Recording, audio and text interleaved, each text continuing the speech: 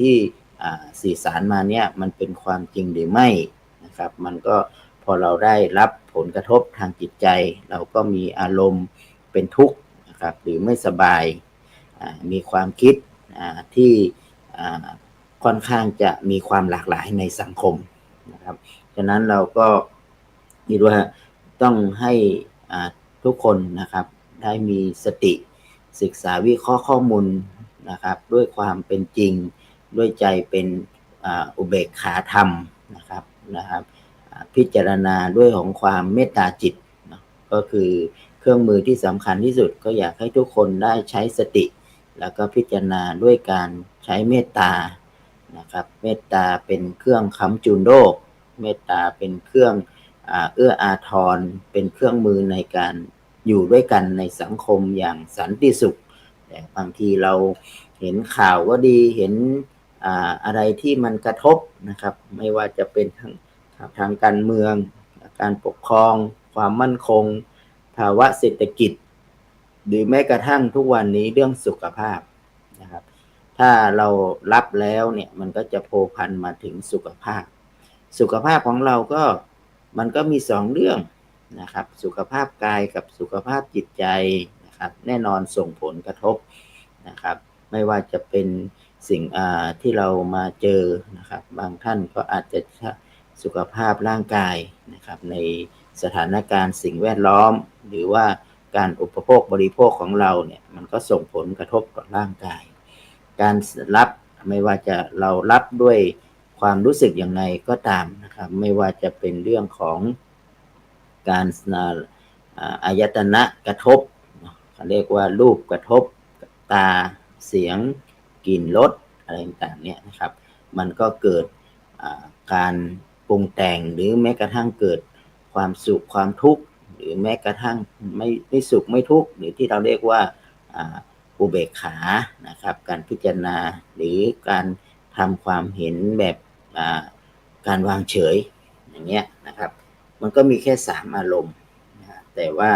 ทั้งนี้ทั้งนั้นก็อยากให้พวกเรานะครับได้ใช้สติในการพิจารณานะครับได้รับรู้จากการอ่านข่าวได้ยินจากการพูดหรือการสื่อสารก็ต้องเอามาไตร่ตรองพิจารณานะครับทำยังไงที่จะให้เรามีภาวะของความสุขภาวะของความสุขภาวะของความตื่นรู้นะครับตื่นรู้ในที่นี้ก็คืออย่างน้อยก็ตั้งสติไว้นะครับพิจารณาข้อมูลข่าวสารนะครับที่เราได้รับแล้วก็ระลึกถึงของความเมตตาความกรุณานะครับอันนี้เป็นเรื่องที่สำคัญไม่ว่าถ้าเราสื่อสารไปแล้วมันก็อาจจะมีผลต่อการกระทำของตัวเองไปด้วยนะครับไม่ว่าการสื่อสารด้วยวจีนะครับวจีกรรมมโนกรรมนะครับที่เราเรียกว่ากายกรรมวจีกรรมมโนกรรมไม่ว่าจะเป็นเรื่องของวจี4ที่เราพูดก็วจี4มโน3นะครับวจี4ก็คือเรื่องของการนำข้อมูลเท็จพูดเท็จพูดส่อเสียดพูดคำหยาบพูดเพ้อเจ้อสิ่งที่มันไม่เป็นความจริงแล้วก็สร้างความเกลียดชังสร้างความไม่เข้าใจกันอันนี้ก็จะนำไปสู่การเป็นวจีทุจริตได้ทำยังไงชีวิตสังคมที่เราอยู่ทุกวันนี้นะครับจะมีการเอื้อเฟื้อเผื่อแผ่ช่วยกันนะครับในสังคมแห่งความเป็นกัลยาณมิตรซึ่งกันและกันนะครับฉะนั้นหน้าที่ของแต่ละท่านแต่ละคนก็มีบทบาทแตกต่างกันเขาบอกว่าหน้าที่ของชาวประมงนะก็ทำมาหากินนะครับหน้าที่ของพ่อค้าแม่ค้าก็ประกอบอาชีพนะครับหน้าที่ของครูอาจารย์ก็ประสาทความรู้ทำหน้าที่ครับหน้าที่ของความเป็นสมณะเป็นพระเราก็มีหน้าที่ที่แตกต่างจากฆราวาสฉะนั้นก็บทบาทของฆราวาสกับบทบาทของพระก็อาจจะแตกต่างกันในความบริบทแต่เราก็อาจจะต้องดูว่าพระสงฆ์ก็มีระเบียบมีข้อพึกปฏิบัติของความเป็นพระสงฆ์นะครับอาชีพต่าง ก็มีข้อประพฤติปฏิบัติเหมือนเดียวกันนะครับไม่ว่าส่วนของเราก็มีพระธรรมวินัยนะครับเราบวชมาเป็นพระสงฆ์เราก็มีพระธรรมวินัยเราเกิดจากพระธรรมวินัยเราเกิดจากคณะสงฆ์ฉะนั้นเวลาเราละเมิดหรือเราผิดไปจากพระธรรมวินัยก็ให้กระบวนการหรือการวินิจฉัยตามพระธรรมวินัยนะครับอันนี้ก็คืนความเป็นพระธรรมวินัยฉะนั้นเราก็เหมือนกันญาติโยมนะครับเป็นสาธุชนก็เวลาที่เรากระทำความผิดหรือประมาทไปบ้างนะครับเราก็มีจารีตประเพณีมีกฎหมายมีอะไรต่างๆนะครับแต่ถ้าเราจะเอามาเทียบกันระหว่างฆราวาสกับพระมันก็อาจจะแตกต่างกัน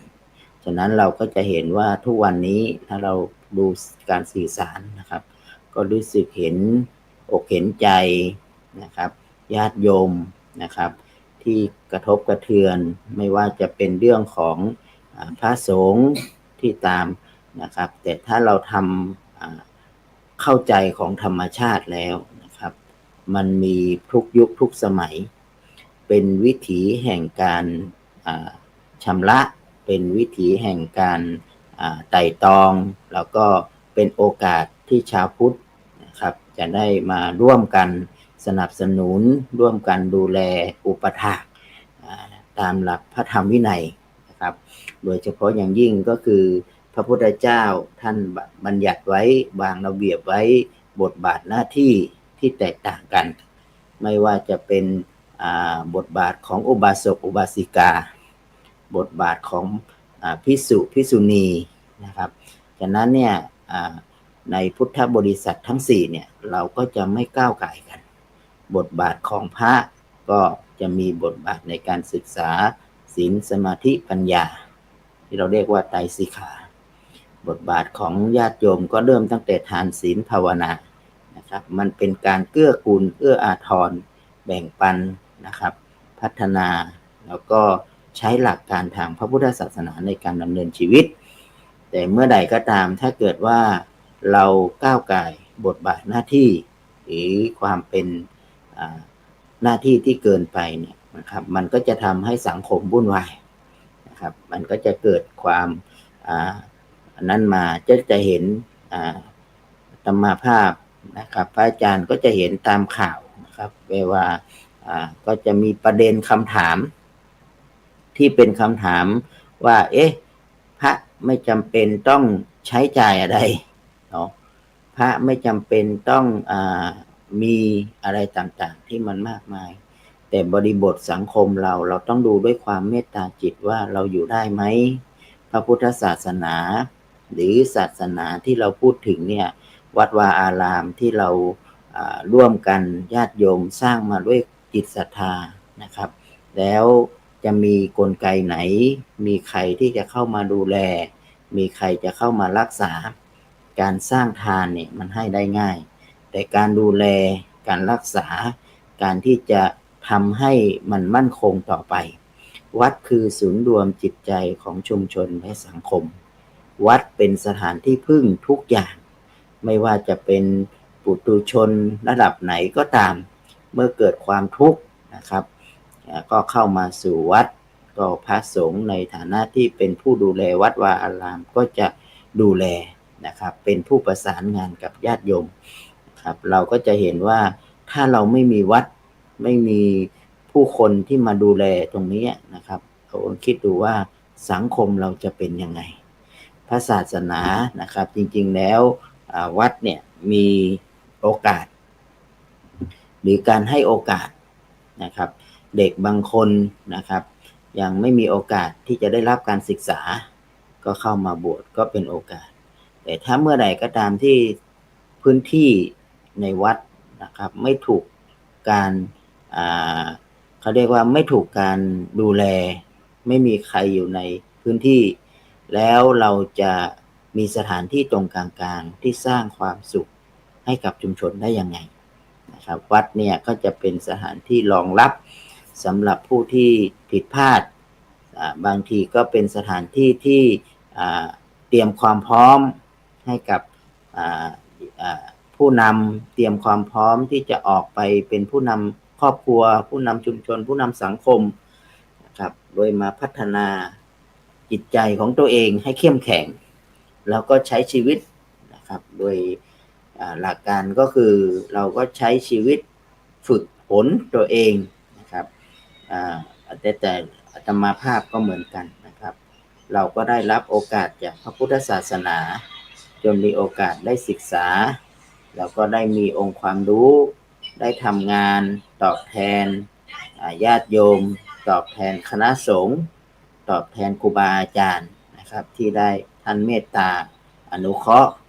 ทุกวันนี้เราก็ทำบทบาทหน้าที่ของเราส่งไม้ต่อให้กับคนรุ่นหลังช่วยกันดูแลรักษาวัดวาอารามไปดังนั้นเมื่อไหร่ก็ตามที่เราเข้าใจอย่างนี้ว่าวัดเนี่ยเป็นศูนย์รวมจิตใจเป็นศูนย์รวมที่จะต้องช่วยกันดูแลอะไรที่มันจะต้องเปลี่ยนแปลงอะไรที่มันจะต้องพัฒนาเนี่ยสิ่งที่เราจะต้องให้การสนับสนุนนะครับสิ่งที่สำคัญที่สุดก็คือการ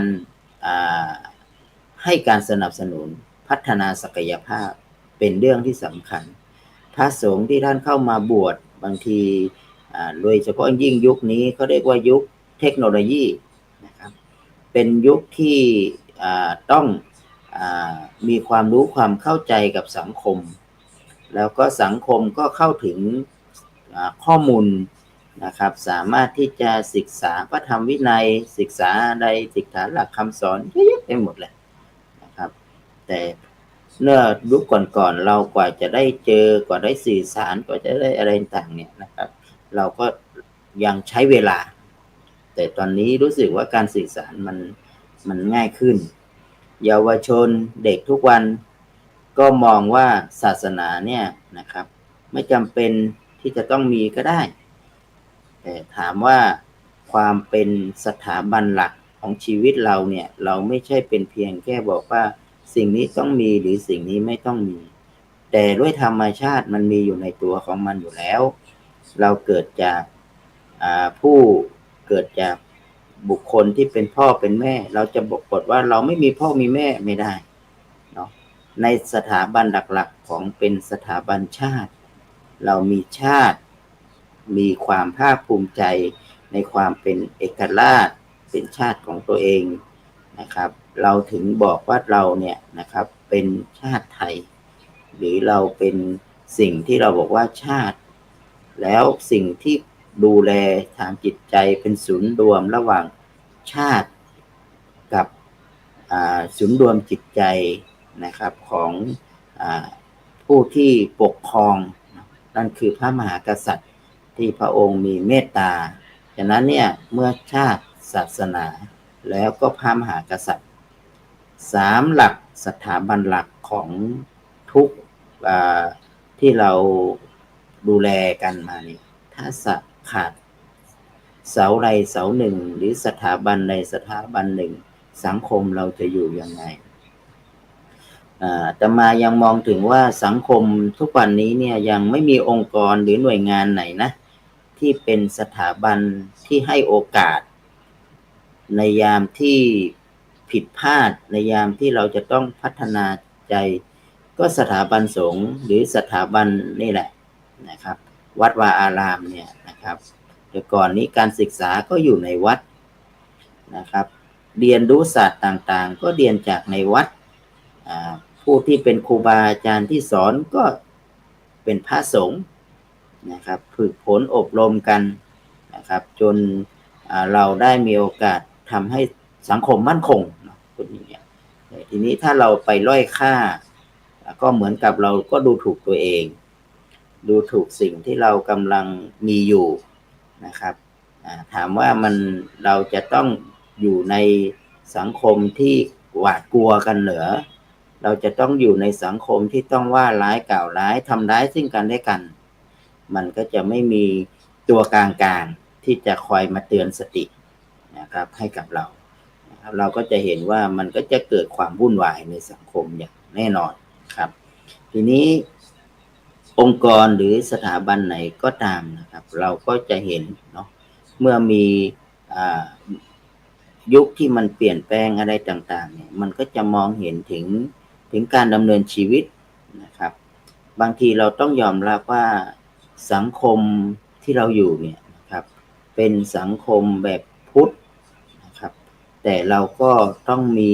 อยู่ในภายใต้ของระเบียบกฎหมาย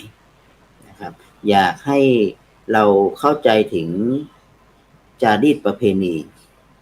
นะครับบางทีการบวชมันก็มีจารีตประเพณีเนาะมีจารีตประเพณีมีวิถีแห่งการบวช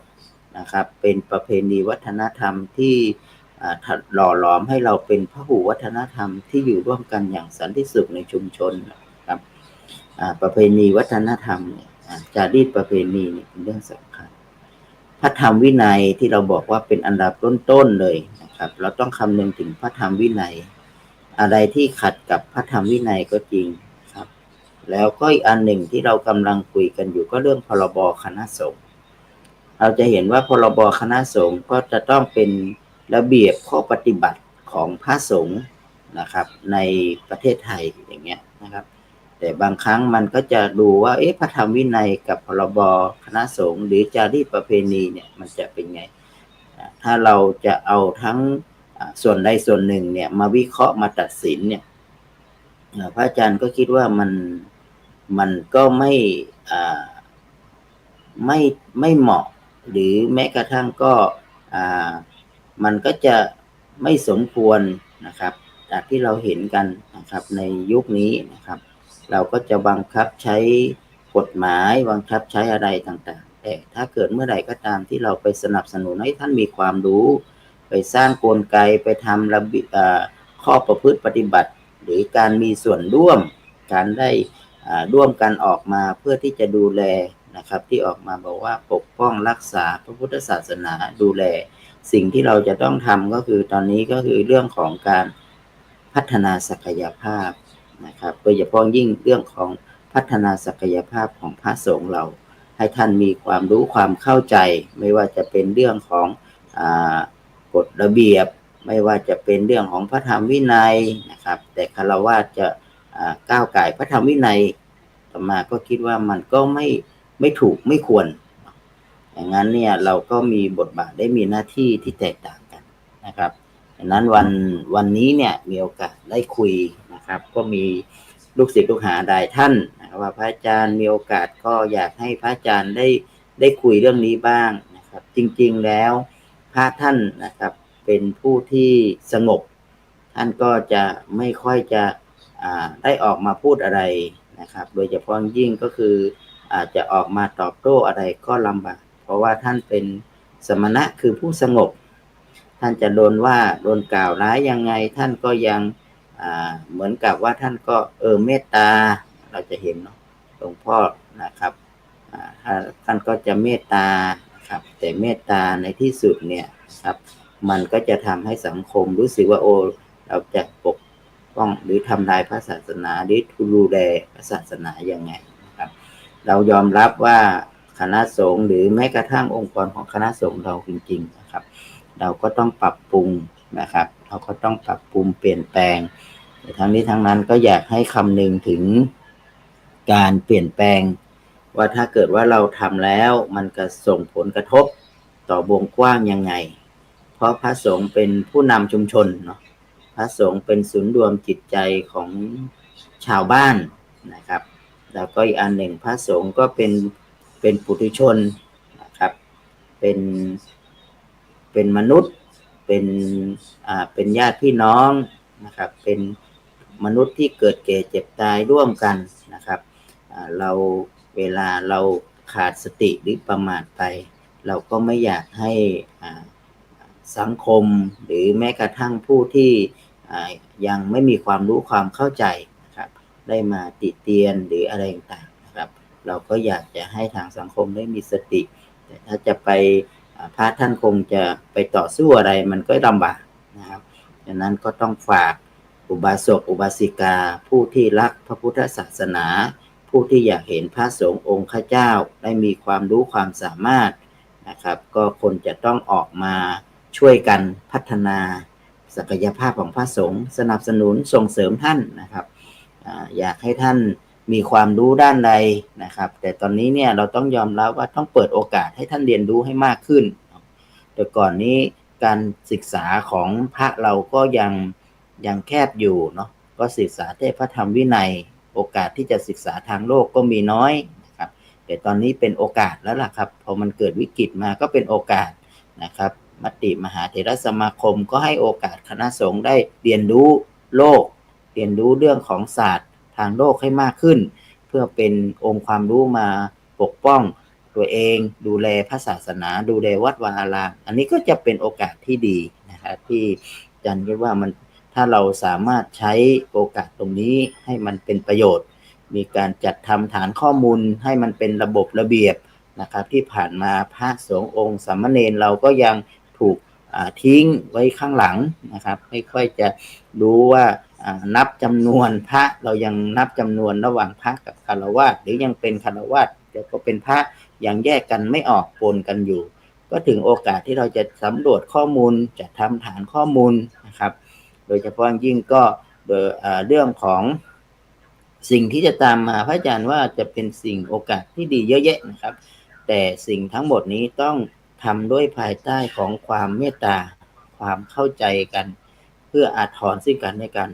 ไม่มีการว่าร้ายไม่มีการกล่าวร้ายแล้วก็ดูแลกันนะครับช่วยกันพระสงฆ์ท่านก็จะได้มีกำลังใจนะครับบางท่านก็ยังถามว่าพระต้องการกำลังใจด้วยเหรอ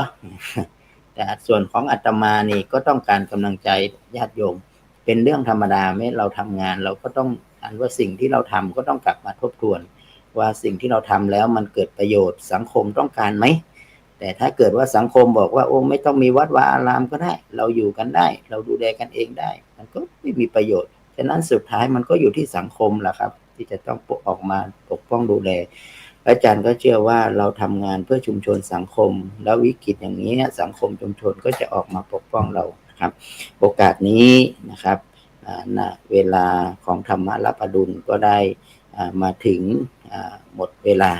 นะครับก็ขอโอกาสนี้ให้เตือนสติสังคมญาติโยมผู้ฟังในการธรรมรับอรุณเช้านี้นะครับได้มีกำลังใจนะแล้วก็มีกำลังสติปัญญาที่จะช่วยกันนะครับทำความเข้าใจศึกษาเรื่องของคำสอนแล้วนำไปประพฤติปฏิบัติ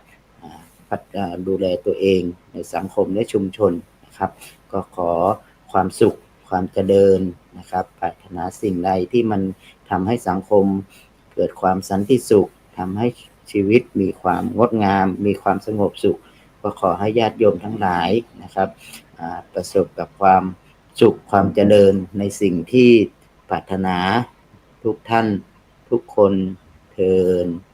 ขอเจริญพร